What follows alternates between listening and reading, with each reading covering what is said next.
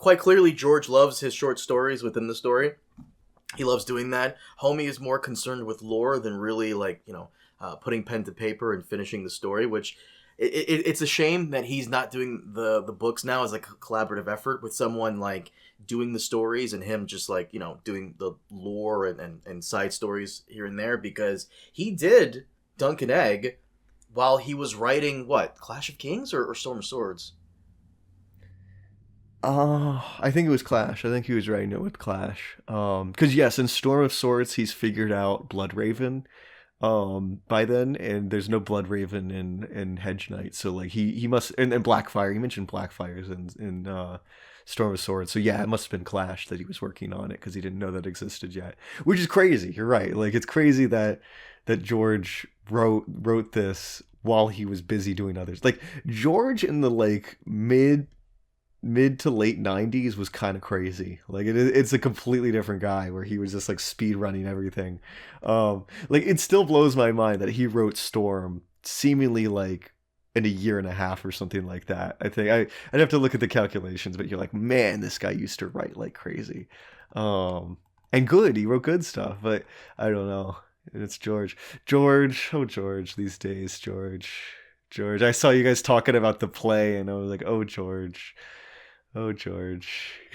I'm sure this is Harrenhal. What happens at Harrenhal is a side story. He has said before that if he decides to sit down and write something on it, it'd take place over 10 days. And I'm sure, because it is such a short incident, I'm sure that he probably has some notes on what happened. He probably just gave it to this guy, and this guy did his thing. And here's the thing. I tell this to Preston all the time. If it's good, it's good. When it's bad, it's bad. And Ira Parker... Man, that motherfucker took a lot of stuff from Hedge Knight, expanded on it, and he did some really good shit with it. Like in this episode with Raymond. My God, Raymond. Oof, the bestest of friends you could possibly have in Westeros or in any fantasy ever. Oh yeah, I love what he did with Raymond. Like I think that's fantastic. Like the how the actor handled it and what the material they gave for the actor, like that hug that they have.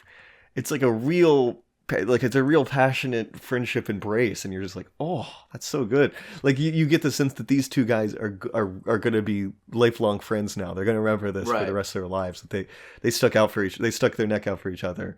And it's like that's the thing. Is like it seems like the show, both the shows like Hot D and Hedge Knight have to fight George because because Raymond's in the short story, but he and Dunk don't have this much of a friendship, and then same with like Lionel, and we know that like these characters don't see each other for another like 20 years or something, like that's the thing. That's the sad thing is that like wow, like because George didn't really know where he was going. Like the show has invested in these these awesome relationships and these great actors. Same with like Aerion. Like I really want to know what happens to Aerion when he meets Dunk again and Dunk and Egg. Like he comes back from the East and finally meets them. Like what that interaction is going to be like. What will he be like?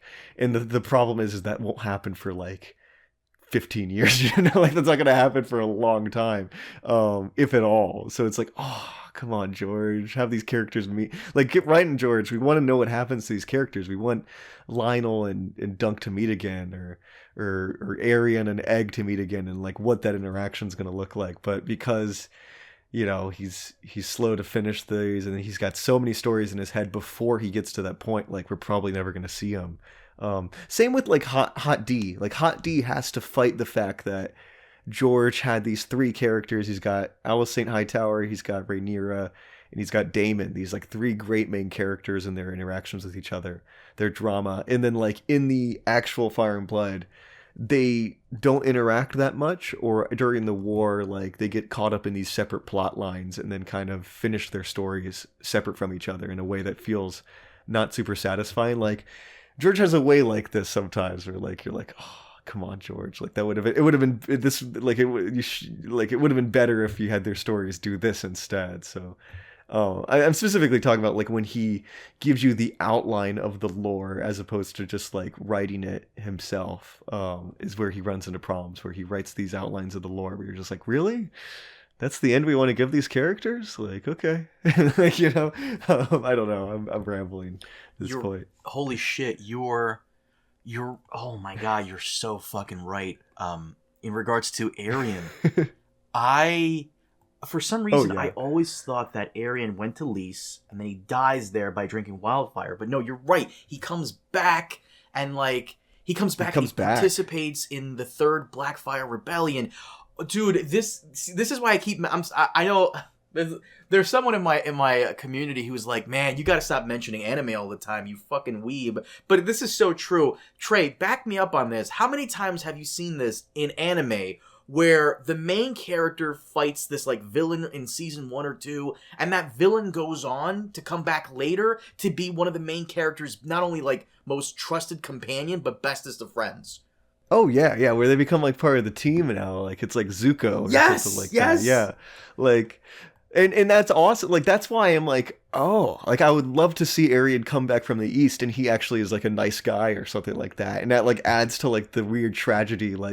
We have this assumption that Aerion's going to be a crazy guy for the rest of his life, and actually he comes back and he's pretty chill. He apologizes to Duncan Egg or something. There's so it's so rife with drama where you're wow, that would be really fascinating, these two characters meeting again after so long.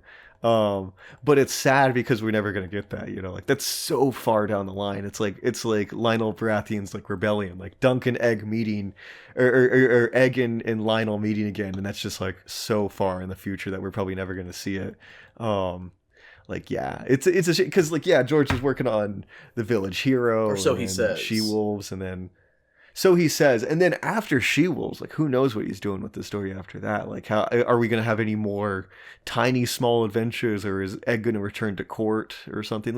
That's the thing is it's so exciting because there's so many there's so many, and that's the sad thing about Duncan Egg as a short story. I'm talking about the short stories in general now, is that they meet all these cool characters and then they never meet them again. At least not within the amount of time that we're gonna read. He has Raymond, he has Maekar, he's got Aerion and Rowan Weber and stuff, and we're just not gonna see these characters again because they jump around. That's what they do, is they travel throughout the Seven Kingdoms, and Bennis of the Brown Shield, that asshole, that Dunk vies to capture someday, and it's yep, we're never gonna see that. That's not gonna happen. That's you get this assumption that their paths are gonna cross again, but probably not gonna happen anytime soon.